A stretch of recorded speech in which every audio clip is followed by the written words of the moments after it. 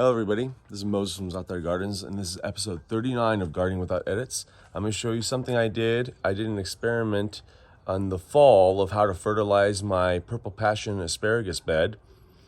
It's been in the ground for a few years, but I never got robust growth like I heard about that purple passion can get. Like huge asparagus spears, really thick ones too. But I did an experiment. I'm going to show you the results right now. It's really astounding to me. So let me flip it around. Okay. So what I did was, I'll pan over to show you the really good result I got.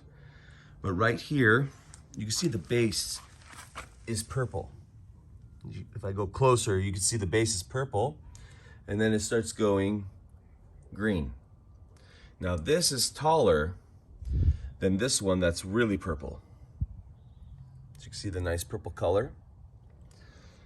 So this is taller. If I just pan back a little bit, one moment. So you can see how that's taller than this one.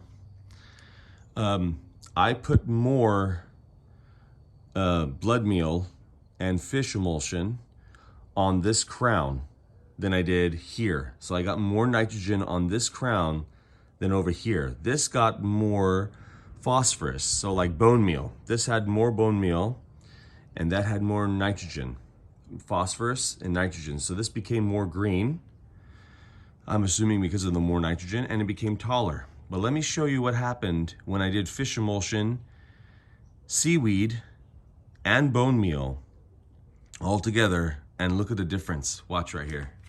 So that's nitrogen. That's really scrawny, but it's purple at least. That's phosphorus, and now all the above. Look at the difference. Look at the stalk, look at the stalk. Here, I'll show you the difference right now. Look at this, and then this. That hasn't even ferned out yet, everyone. So this is about almost 3 feet out. No, it is about 3 feet. It's 3 feet out of the ground. Just barely. Look at the base. Isn't that amazing?